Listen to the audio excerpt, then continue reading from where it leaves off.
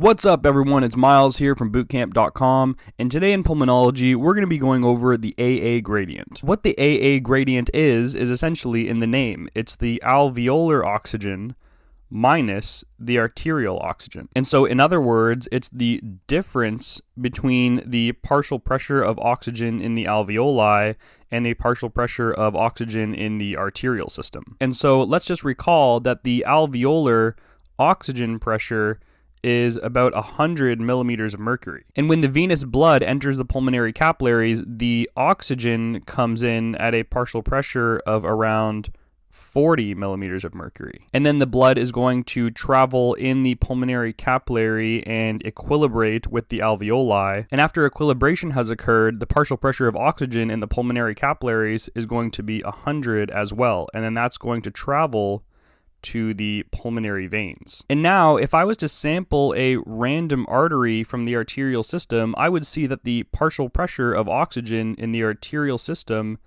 is actually somewhere around 90 millimeters of mercury. And so we can see that the alveolar partial pressure of oxygen is 100 and the arterial partial pressure of oxygen is 90. And so our AA gradient would be 100 minus 90, which equals 10 millimeters of mercury. And so that's our AA gradient. In this case, it would be 10 millimeters of mercury. And so this is the normal physiologic AA gradient that occurs in all healthy individuals. So it's normal to have an AA gradient, and the value for the AA gradient is usually calculated as your age divided by 4 plus 4. So if you're 40 years old, that means your AA gradient is going to be around 14. And this AA gradient is going to increase as we get older. And so now you might be wondering, how did we drop from 100 millimeters of mercury of oxygen pressure in the pulmonary capillaries to 90 millimeters of oxygen pressure in the arterial system? And the answer to this is that the normal AA gradient exists because there is a natural or physiologic shunt called the bronchial circulation. And so recall that the bronchial tissue has its own blood supply that bypasses the lungs.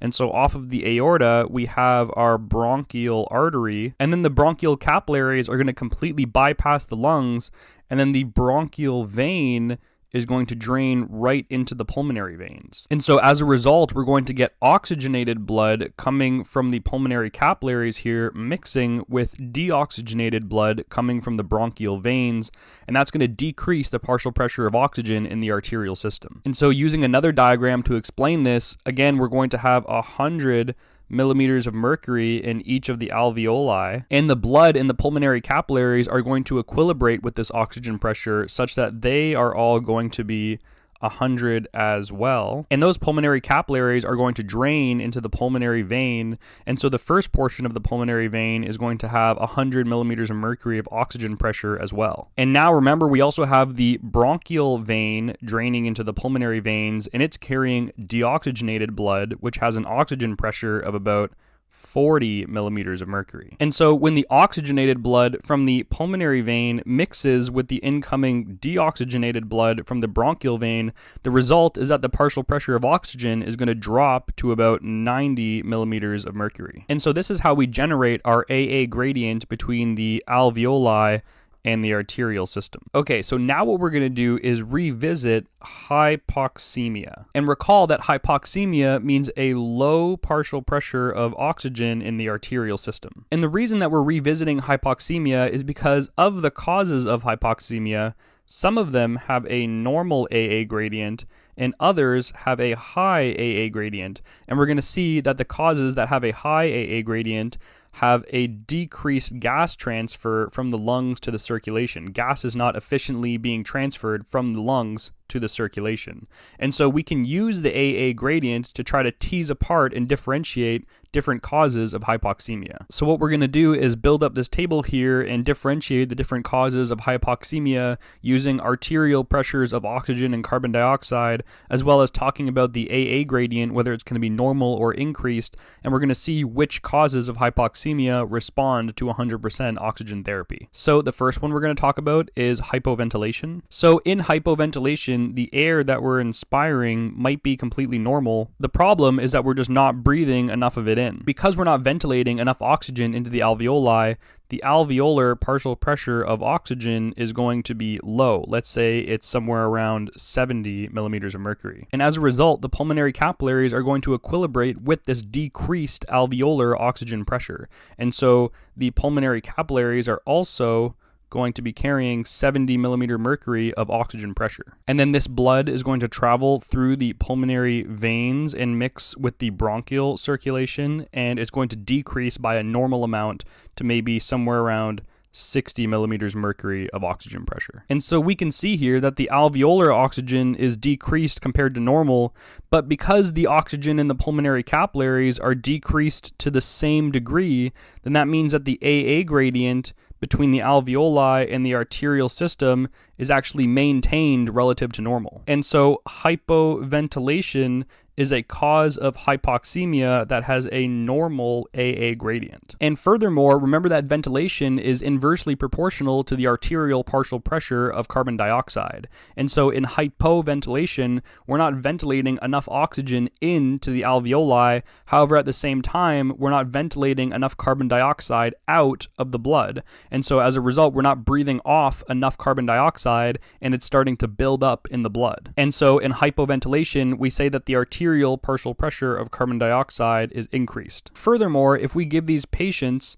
100% oxygen therapy, then this will increase the oxygen pressure in the alveoli. Maybe it'll increase to about 100 or so. And then as a result, more oxygen is going to be able to enter the blood, and this could improve the hypoxemia. And so 100% oxygen therapy is effective in patients that are hypoventilating. And two really high yield causes of hypoventilation.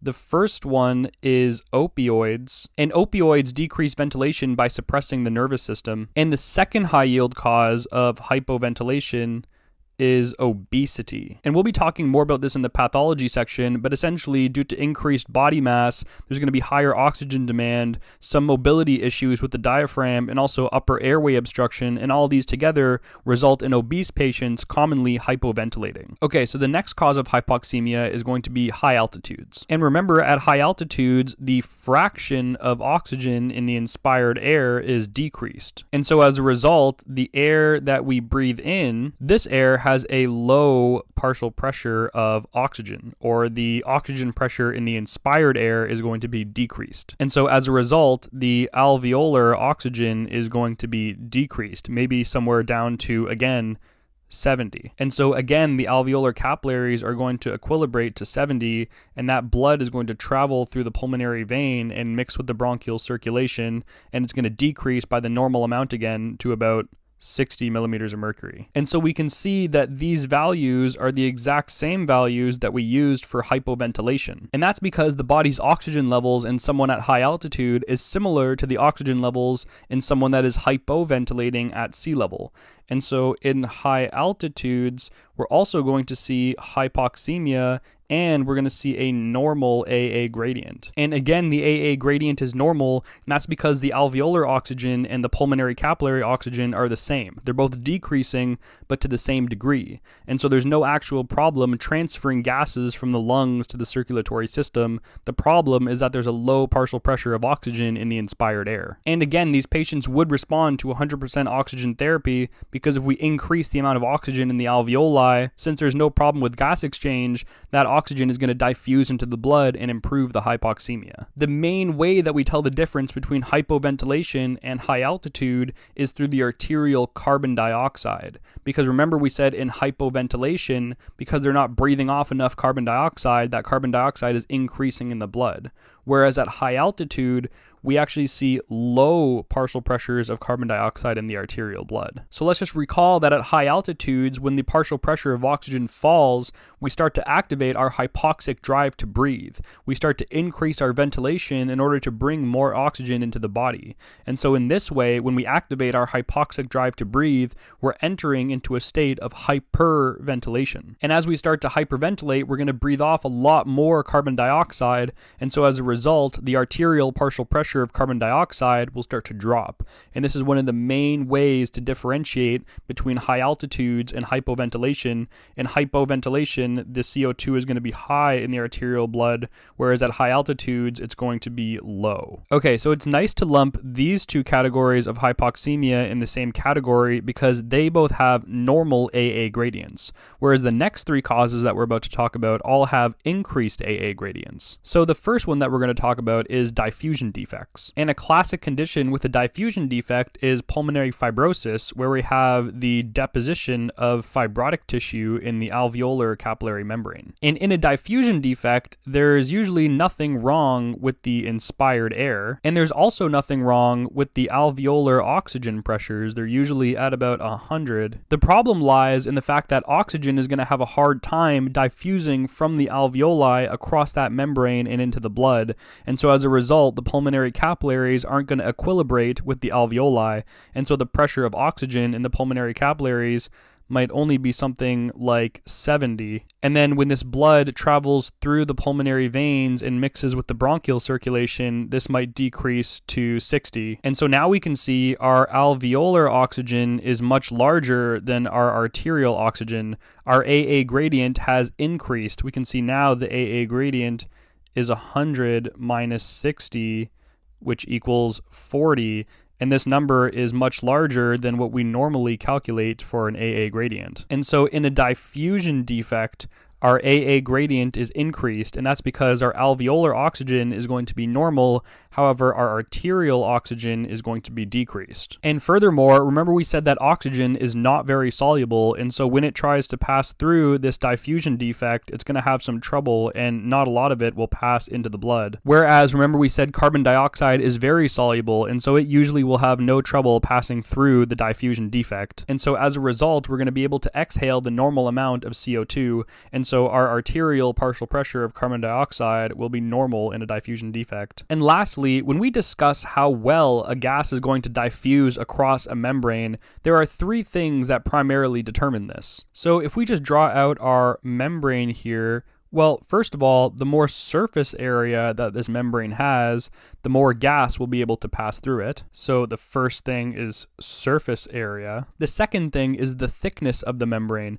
Obviously, a thinner membrane is going to allow more gas to diffuse through it, whereas a thick membrane, like in the case of pulmonary fibrosis, is going to impair diffusion across the membrane. And so our second factor to consider would be thickness. The third factor to consider would be the driving force of a substance across a membrane. And the driving force could be something like a concentration difference across a membrane, but in our case here, what we're talking about is a pressure difference across the membrane. So in the example of the diagram that we have an alveolar oxygen of 100, and we had a pulmonary capillary pressure of 70. And so here, the driving force is about 30 to go from the alveoli into the capillaries. However, if we give these patients a lot of oxygen, we give them 100% oxygen therapy until their alveoli reach an oxygen pressure of about 150. Well, now the driving pressure between the alveoli and the capillaries is much larger. It's about 80 now.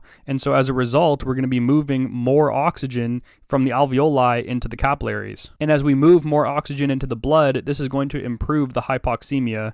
And so a diffusion defect is responsive to 100% oxygen therapy. Okay, so the next cause of hypoxemia is going to be a VQ mismatch. So in a VQ mismatch, we have limited ventilation due to something like regional pneumonia or mucus plugs. And so as a result, we won't be ventilating that region of the lungs very well. And so our alveolar oxygen in this area is going to be decreased, maybe to something like 70 again. And as a result of this, the alveolar capillaries in this region will also have low partial pressures of oxygen. Now, one thing to keep in mind is that ventilation is still occurring normally in the rest of the lung. And so what's going to happen is the blood from the VQ mismatch area that has low oxygen is going to mix with the blood from the rest of the lungs, and as a result, the total oxygen partial pressure is going to decrease maybe to something like 90, and then when that mixes with the bronchial circulation, it's going to decrease further to something like 80. And so we can see that the arterial partial pressure of oxygen is going to be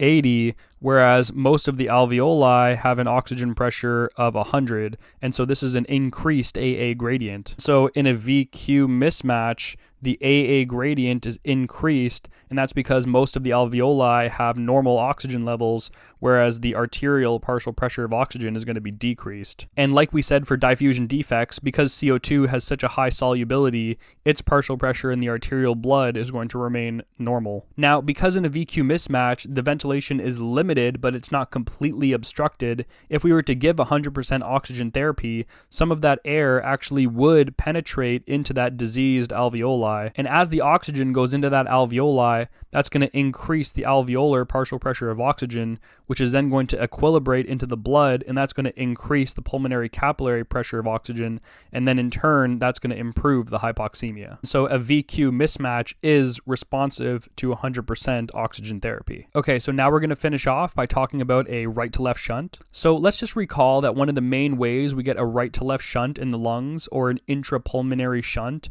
is if we have an obstruction that completely occludes the airways. As a result of this obstruction, air is not going to be able to pass into the alveoli, and so as a result, this alveoli will have zero ventilation. And we call this a shunt because the blood is essentially shunting by this alveoli, or it's completely bypassing this alveoli that has zero ventilation, and then that blood is going to drain into the pulmonary veins as deoxygenated blood. And let's just recall that the venous partial pressure of oxygen is about 40 millimeters of mercury. And so that's the pressure of oxygen we're going to find in the capillaries near an obstructed alveoli. And furthermore, whatever air is present in this obstructed alveoli is going to equilibrate with the venous gases. And so this alveoli is going to have a partial pressure of oxygen of 40 as well. And just like in a VQ mismatch, the rest of the alveoli are going to have normal alveolar pressures of oxygen, and all of their related capillaries are going to have normal levels of oxygen as well. And so when the blood coming from the shunted area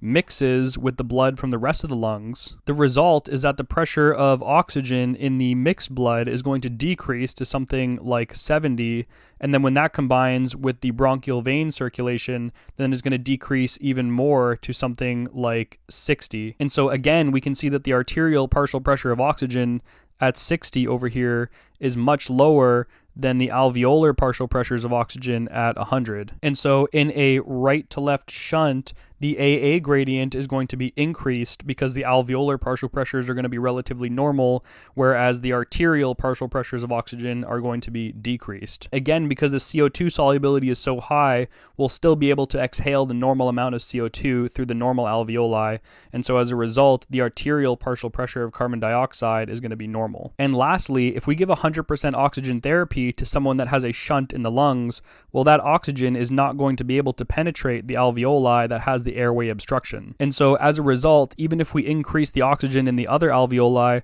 we're still going to have a source of deoxygenated blood mixing with oxygenated blood, and that's going to cause hypoxemia. And so it's a high yield note that a right to left shunt is the only cause of hypoxemia that does not respond to 100% oxygen therapy. And so in summary, it's good to lump these three conditions together because they all have increased AA gradients, where the shunt is the only one that does not respond to oxygen therapy. All right, and that's all we got for our video on AA gradient.